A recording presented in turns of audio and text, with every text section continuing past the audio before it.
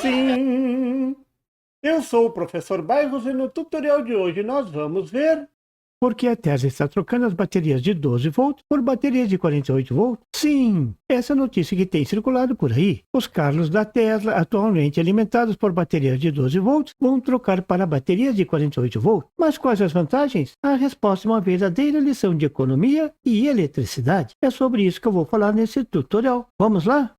Veja o que diz ele, Elon Musk, sobre a razão dessa troca. Ele falou: a troca da tensão de alimentação das baterias de 12 volts para 48 volts irá gerar uma economia de cobre da ordem de 4 vezes. E como diz o Rafael Chess, isso não pode ser ruim jamais. Uhul!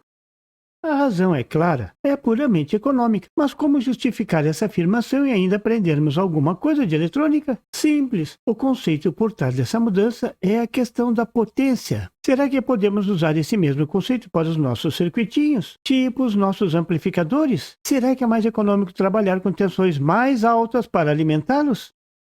Tudo começa pela equação da potência, que todo mundo está careca de saber. Potência elétrica é igual ao produto da tensão pela corrente.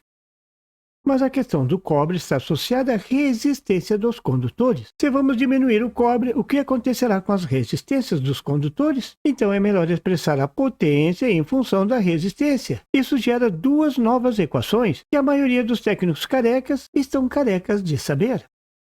A primeira diz que a potência dissipada numa resistência é igual à corrente ao quadrado multiplicada pelo valor da resistência. É a famosa equação I2R. Ela expressa a quantidade de calor que vai ser emitida pela resistência. Se a corrente diminuir numa dada resistência, vamos imaginar que a corrente caia pela metade sobre essa resistência. Vamos ver como fica a potência final. Se a potência inicial é igual à corrente inicial ao quadrado, multiplicada pela resistência, se agora diminuirmos a corrente final para a metade da corrente inicial sem alterar a resistência, veja que a corrente final é igual à corrente inicial dividido por 4. No denominador ficou 2 ao quadrado. Como a corrente inicial ao quadrado multiplicada pela resistência é a potência inicial, a potência final é igual à potência inicial dividido por 4, 1/4 da potência inicial. Veja, diminuiu muito, tudo graças a esse quadrado. Ela vai esquentar muito menos, então diminuir a corrente é muito bom. Diminui a corrente um pouquinho e ela esfria a resistência um montão.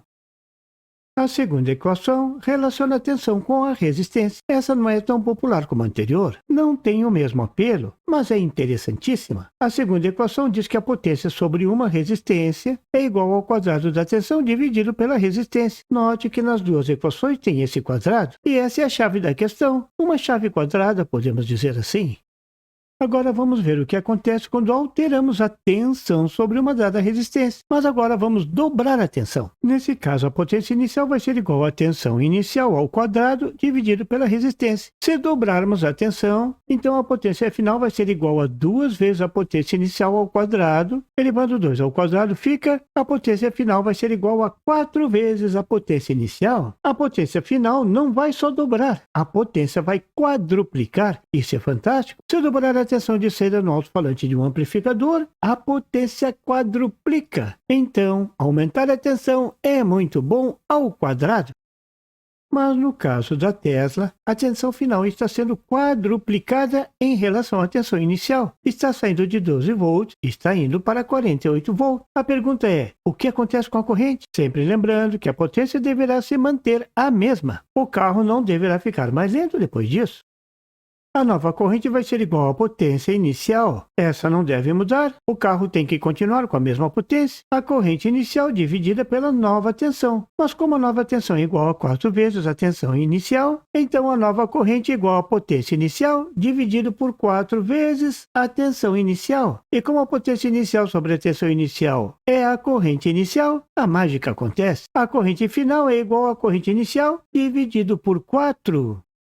Então, Elon Musk está correto. A corrente nos novos carros da Tesla com tensão de 48 volts terão 1/4 das correntes atuais com baterias de 12 volts. E a implicação disso é surpreendente.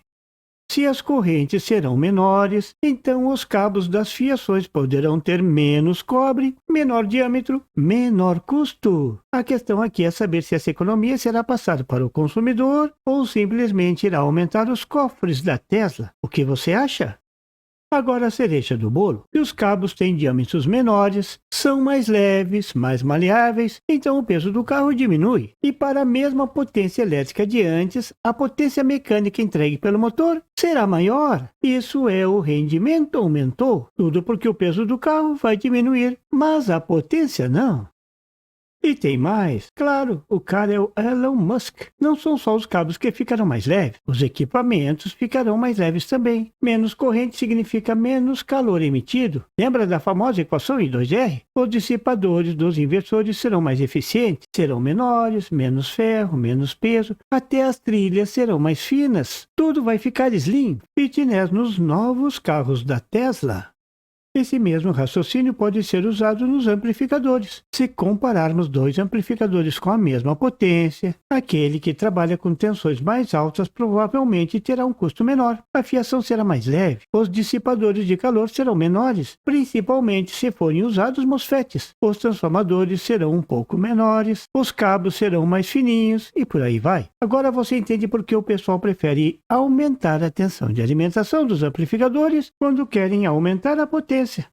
Viu como uma atitude tão simples pode ter uma consequência tão ampla? E a teoria é bem fácil de entender, não é mesmo? Tudo gira em torno da potência, em torno da energia entregue pela fonte. Agora você já sabe que se ficar mais fininho, o rendimento melhora. Então bora lá para a academia. E por favor, se você não é inscrito, se inscreva. E marque o sininho para receber as notificações do canal. E não esqueça de deixar aquele like. E compartilhar para dar uma força ao canal do Professor Bairros. E não tem site? Tem sim, é www.bairrospd.com.